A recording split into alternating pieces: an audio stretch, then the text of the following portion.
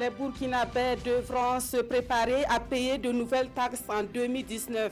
Ces taxes concernent les véhicules à 4 roues, les produits de la parfumerie et les boissons non alcoolisées. De nouvelles mesures fiscales expliquées ce jeudi par le gouvernement. Des explications à suivre dans quelques minutes. Ils sont désormais aptes à se rendre sur le terrain pour le maintien de la paix au Mali. 845 soldats burkinabés composent le bataillon Badenia 7 pour la MINUSMA, la mission intégrée des Nations Unies pour la stabilisation du Mali. Mais avant, ces soldats seront déployés à l'est et au nord du Burkina pour la lutte contre le terrorisme. Dans l'actualité également, c'est parti depuis ce matin pour la semaine des transports. L'événement est organisé pour la première fois au Burkina Faso. La semaine des transports est un cadre pour réfléchir à une modernisation de ce secteur en vue de booster l'économie. Le lancement des activités à suivre dans ce journal. Actualité à l'étranger, au Togo, les électeurs étaient aux urnes ce 20 décembre pour choisir les députés. Des élections législatives boycottées par l'opposition et qui s'est déroulée sous haute surveillance policière. On en parle en fin de journal. Mesdames, Messieurs, bonsoir. Merci de nous suivre. Tout d'abord, les nouvelles de la visite officielle du président du Faso en France. Roch-Marc Christian Kaboré a été reçu au Palais Bourbon, c'est-à-dire l'Assemblée nationale française. Et par la suite, il s'est rendu au Sénat français. Et à chaque étape, le président du Faso a eu droit à des honneurs dignes de son rang. Nous voyons cela avec notre envoyé spécial, Omar Zombri.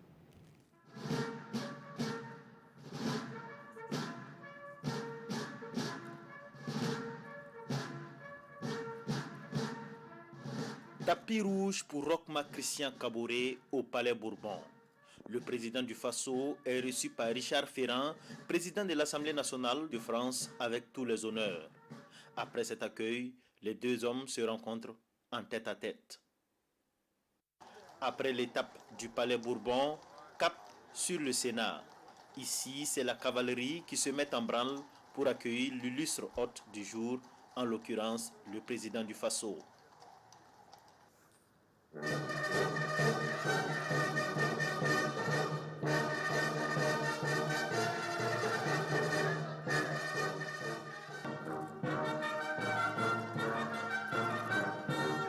Ici aussi, c'est tout en fanfare que l'on reçoit Roch-Marc Christian Kaboré. Le chef de l'État marche aux côtés du président du Sénat, Gérard Larcher. Monsieur le Président de la République. L'accueil terminé, les deux hommes et leurs accompagnants prennent place au salon pour des échanges en vue de renforcer davantage les liens d'amitié entre le Burkina Faso et la France. Dans l'actualité ce soir, le gouvernement annonce des taxes sur les véhicules à 4 roues, les produits de la parfumerie, les boissons non alcoolisées et les armes. Ces nouvelles mesures fiscales entreront en vigueur en 2019. Le ministre de l'Économie, des Finances et du Développement a expliqué le bien fondé de ces taxes au cours d'un point de presse du gouvernement animé ce jeudi. Lassina Ouattara et Tanga Kafandou. Deux sujets étaient à l'ordre du jour au traditionnel point de presse du gouvernement. Les nouvelles mesures fiscales et le budget de l'année 2019. Un budget dont le trait caractéristique est la baisse en investissement. Nonobstant, certains investissements considérés comme vitaux sont maintenus. Le gouvernement a voulu maintenir un certain nombre de dépenses sociales qui touchent les populations les plus pauvres. Je parle par exemple de la gratuité des soins. Je parle de l'accès à l'éducation, je parle du zéro corvée d'eau, là où se trouvent les populations les plus pauvres. Les nouvelles mesures fiscales concernent les véhicules à 4 roues, les boissons non alcoolisées, les billets d'avion, la parfumerie et les armes à feu. Pour les véhicules à 4 roues, jusqu'à 8 chevaux, c'est 7 000 francs. De 9 chevaux à 15 chevaux, c'est 10 000 francs. Et de 16 chevaux à 20 000 francs, plus de 20 chevaux, 30 000 francs. Donc voilà un peu les mesures qui ont été prises et pour lesquelles il y a tout un tollé pour dire qu'on est en train d'imposer tout le monde. On a vraiment choisi les secteurs pour lesquels nous pensons que nos mamans qui sont dans le village, qui n'ont pas, et les enfants qui ne peuvent pas donner un repas chaud à leurs enfants, que ces personnes-là ne sont pas concernées par les nouvelles mesures fiscales. 2019 verra également la mise en œuvre de la nouvelle grille salariale et le plafonnement du fonds commun. Ce que nous mettons en œuvre aujourd'hui, à la fois dans le cadre du budget sur la question des fonds de motivation, comme dans le cas des discussions sur les nouvelles grilles indemnités indiciaires, c'est le résultat d'un processus. Il y a une conférence qui s'est tenue. Cette conférence-là a validé ces éléments. Et l'élément premier, c'est que nous devons aller vers une situation d'équité au maximum pour éviter la frustration qu'un certain nombre d'acteurs au niveau des agents publics de l'État connaissent. Donc le choix qui a été fait, c'est qu'à diplôme égal, nous puissions avoir une rémunération qui est égale.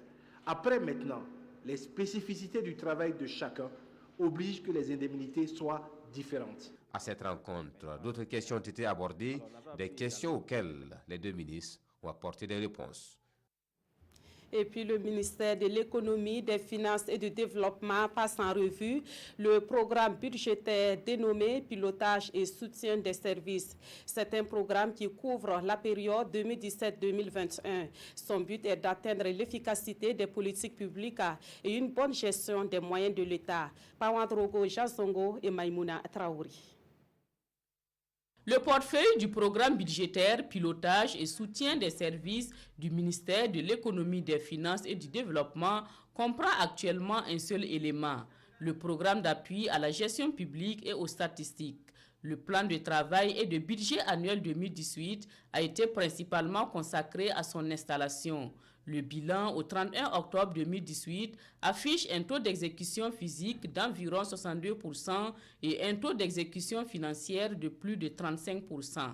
Après une année de mise en œuvre, le programme a déjà enregistré des résultats importants, parmi lesquels on peut citer l'acquisition d'équipements informatiques, l'élaboration de plusieurs guides pour la gestion de la comptabilité matière. Les premiers pas sont difficiles.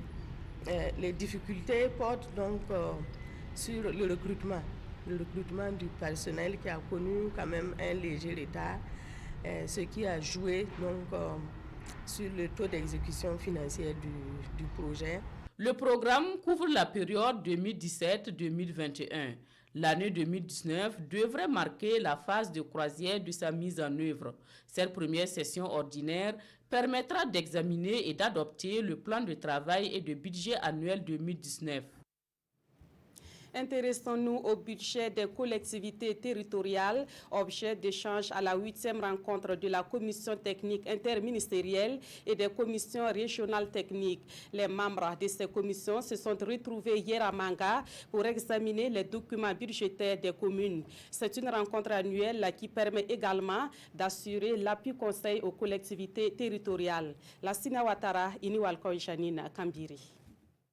La commission technique interministérielle CTI et les commissions techniques régionales CTR sont des instruments d'accompagnement de la décentralisation. Elles jouent un rôle prépondérant dans l'exercice de la tutelle sur les collectivités territoriales. Les membres de la CTI et des CTR doivent en conséquence avoir la même attitude dans l'application des textes régissant leur domaine d'intervention, d'où la nécessité d'une concertation permanente entre eux. Nous venons d'adopter les nouveaux référentiels qui ouvrent donc l'ère du 3e cycle de la décentralisation. Et dans ces référentiels, il y a beaucoup de réformes qui sont prévues. Et il faudrait que les CTI et les CTR puissent s'imprégner donc de ces réformes-là. Cette 8e rencontre offre l'opportunité d'échanger et de faire des propositions pour les réformes en cours de la CTI et des CTR. C'est aussi l'occasion pour les membres des deux commissions d'harmoniser leur point de vue sur l'application de la réglementation budgétaire et financière des collectivités territoriales. Comme le cycle de la décentralisation est en train de changer, il convient de recentrer les activités de la CTI et des CTR et de leur donner de nouvelles attributions en fonction du cycle 3 de la décentralisation. À l'issue de cette rencontre, les collectivités territoriales seront plus aptes à respecter les dispositions légales et réglementaires pour une gestion saine des finances locales dans l'optique d'un développement économique et social à la base. Autre titre de l'actualité, 845 soldats burkinabés sont prêts à aller sur le théâtre des opérations de la paix. Nous parlons ici du bataillon Badenia 7 qui a suivi un entraînement spécifique pendant des semaines à Lumbila. Avant de rejoindre la mission onusienne au Mali, les soldats de Badenia 7 seront déployés au Sahel et à l'est du Burkina Faso pour la lutte contre le terrorisme. Salifou Belem et Vincent Tchendrebego. Ici, on ne s'amuse pas. Juste une petite démonstration de force et de capacité à parer à toute éventualité une fois sur le terrain. Démonstration faite sous le regard du haut commandement militaire. Le bataillon Badenia 7 est désormais prêt à aller sur le théâtre des opérations en territoire malien. 845 soldats, dont une quarantaine de femmes. Femmes et hommes des forces armées nationales ont travaillé d'arrache-pied pour acquérir des savoir-faire et des savoir-être pour être aptes à être déployés au Mali, et particulièrement à Tombouctou et à Ber, dans le cadre de la mission multidimensionnelle intégrée des Nations Unies au Mali. C'est le résultat de 10 semaines de formation intensive aux techniques de combat, au soutien logistique et aux règles d'engagement, suivant les normes des Nations Unies et avec le soutien des États-Unis d'Amérique. Je vous exhorte à être des soldats de paix irréprochables, exemplaires dans le sens du devoir et de la responsabilité, à l'honneur de votre patrie.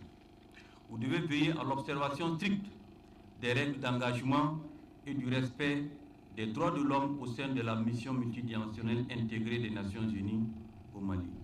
L'engagement continu des soldats burkinabés au sein de la MINUSMA, aux côtés de la communauté internationale et au profit non seulement du Mali, mais de tous les autres pays du Sahel, est la preuve que le gouvernement du Faso possède non seulement une vision stratégique particulièrement éclairée, mais aussi la patience et le dévouement pour mener cette vision à bien.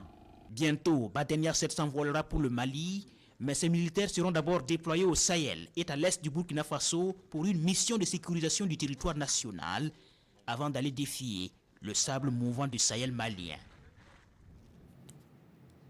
Direction à présent l'Assemblée nationale qui dispose désormais d'un nouveau bureau. L'élection s'est déroulée ce 20 décembre à bulletin secret. À l'issue du dépouillement, 6 vice-présidents sont élus, mais le premier demeure Maître Benewende Stanislas Sankara. Plus de précisions avec Daouda Ouattara et Ismaël Ziloma Sirima. Après un vote à bulletin secret suivi de dépouillement, le nouveau bureau de l'Assemblée nationale est connu. Maître Benewende Sankara est maintenu comme premier vice-président. Et parmi les 6 vice-présidents, il y a 2 femmes. Dans notre règlement, nous avons travaillé de sorte que, au niveau des vice-présidents, nous devions nécessairement avoir au moins un poste réservé à une dame.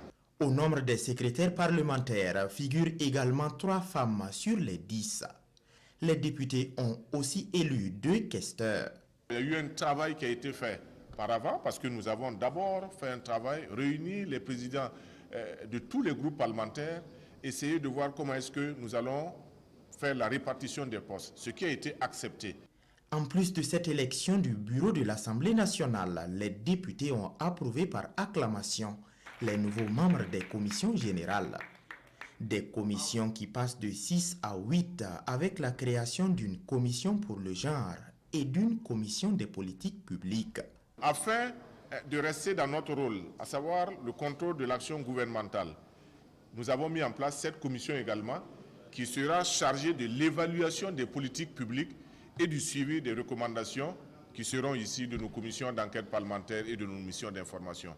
Et dès à présent, le président de l'Assemblée nationale annonce des missions d'information pour le premier trimestre de 2019. Le ministre des Affaires étrangères visite les installations de l'Organisation du traité d'interdiction complète des essais nucléaires. Notre compatriote Lassina Zerbo est le secrétaire exécutif de cette organisation basée à Vienne en Autriche.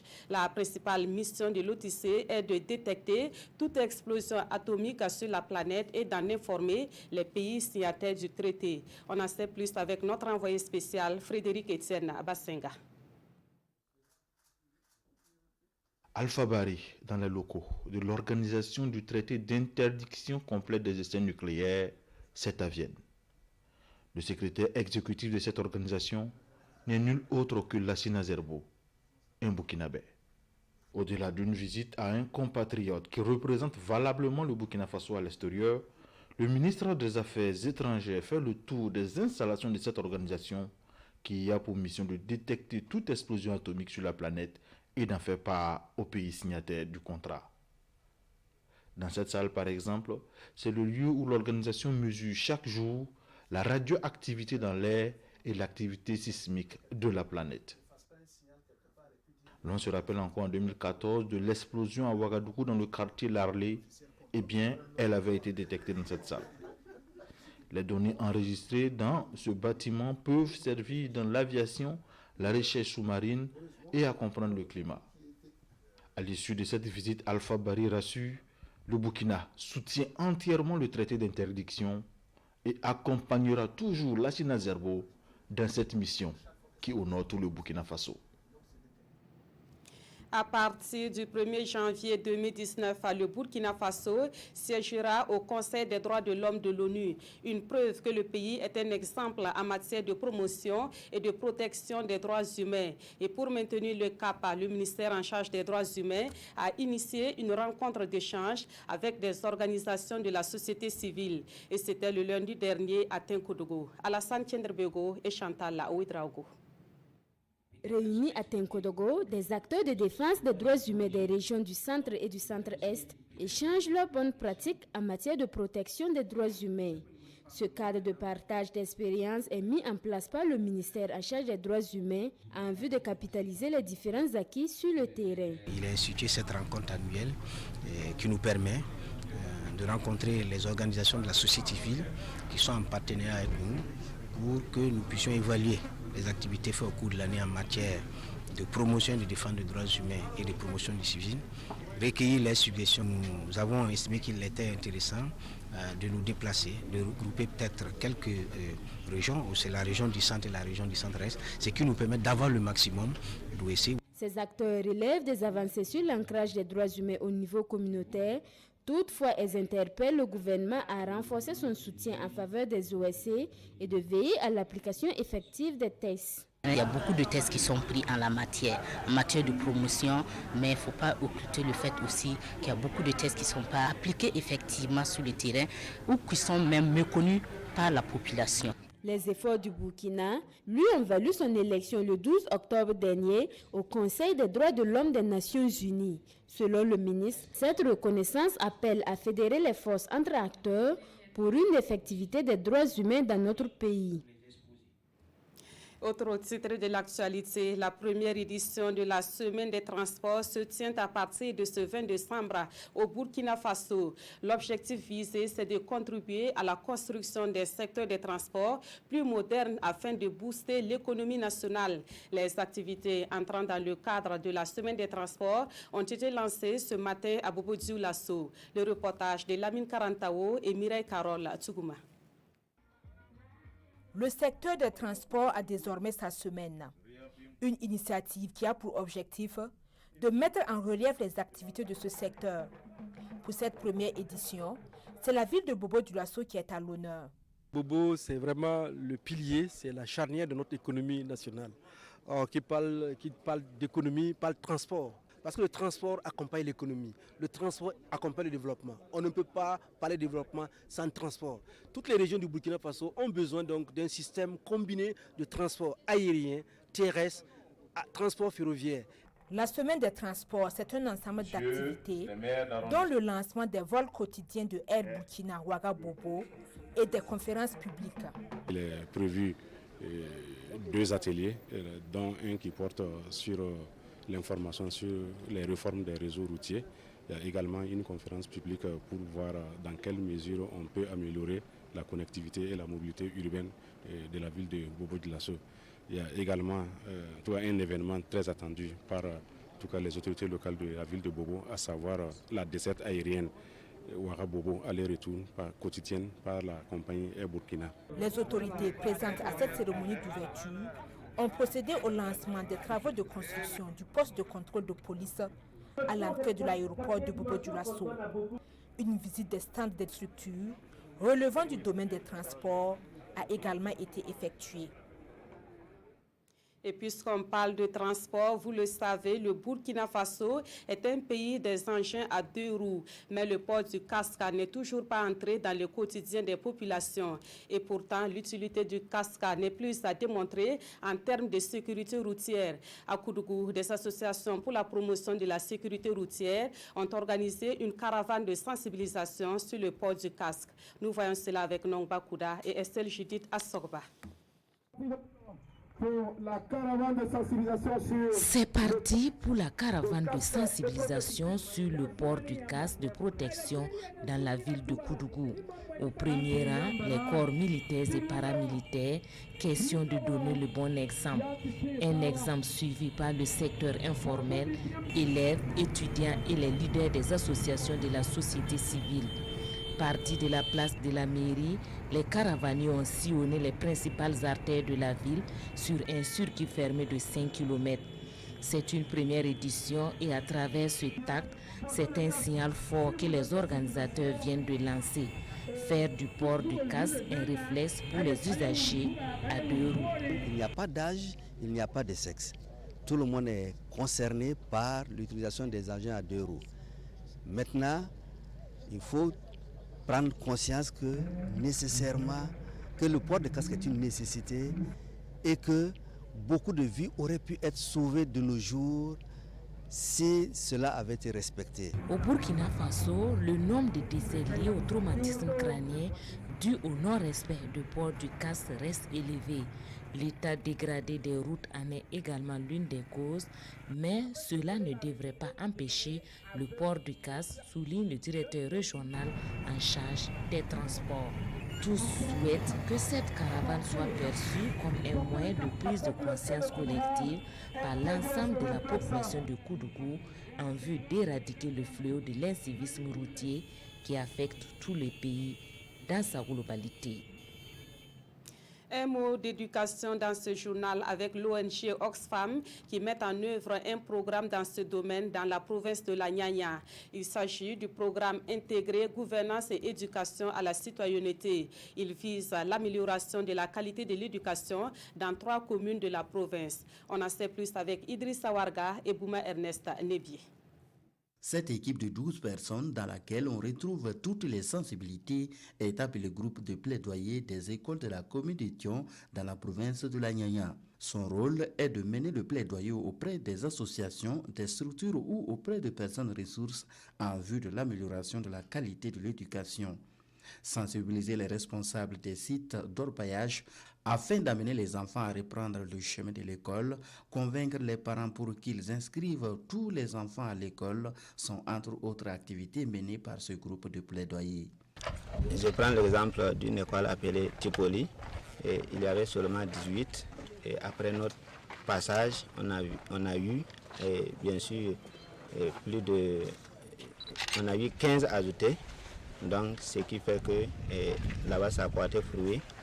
Après Tipoli, on est parti encore dans une autre école, Djimkoura, et on a eu 25 de plus que le départ. Ce genre de groupe de plaidoyer, on en retrouve également dans les communes de Mani et de Bogandé. Des groupes qui font aussi des plaidoyers auprès des conseils municipaux des dites communes pour l'amélioration des budgets alloués à l'éducation. En termes d'effectivité ou d'accompagnement, je crois que le groupe de plaidoyer, à travers leur participation aux différentes activités, au cadrage et à la session, le conseil municipal a décidé d'augmenter en tout cas la part qui était allouée au secteur de l'éducation. Et cela est perceptible à partir de 2019. Ce sont des groupes de plaidoyer mis en place dans le cadre du programme intégré Gouvernance, Éducation et Citoyenneté PIGEC 2.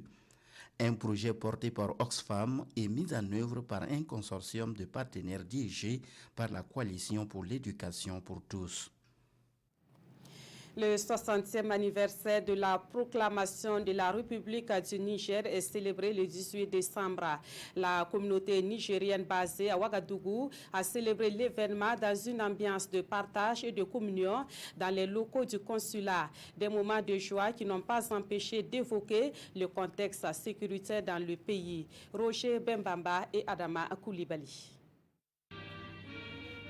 Les hymnes nationaux du Niger et du Burkina entonnaient en chœur au consulat du Niger. Il s'agit de la commémoration du 60e anniversaire de la proclamation de la République du Niger.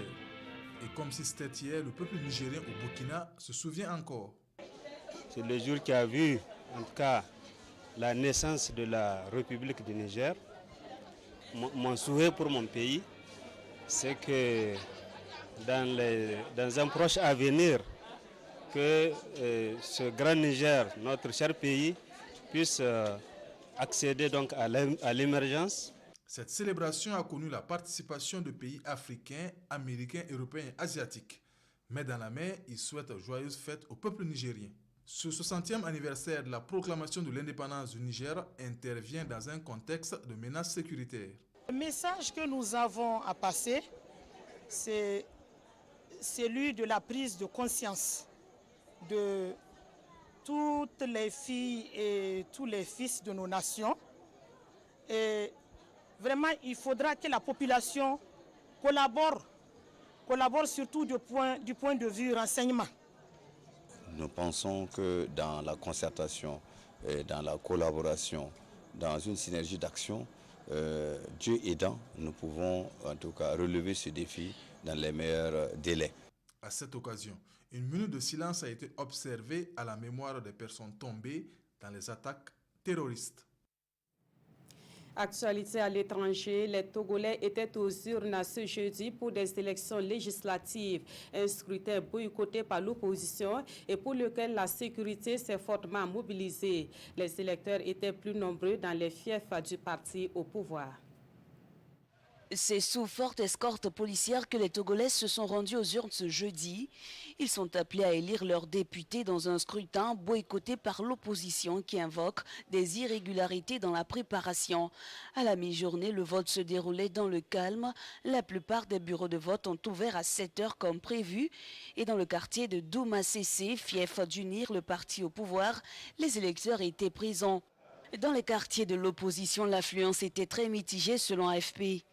Pour prévenir toute violence lors de ce vote sous haute tension, un important dispositif sécuritaire a été déployé dans les carrefours de la capitale et dans les stations de service. Et puis cette brève pour terminer, en République démocratique du Congo, les élections présidentielles, législatives et provinciales prévues le 23 décembre sont reportées au 30 décembre prochain. Un report d'une semaine voulu par la Commission électorale nationale indépendante. La CENI invoque les conséquences de l'incendie qui a touché son entrepôt à Kinshasa le 13 décembre dernier, mais l'opposition et la société civile boudent cette décision de la CENI. Voilà, on s'arrête ici pour ce journal. Merci de l'avoir suivi et merci de votre fidélité à la RTV.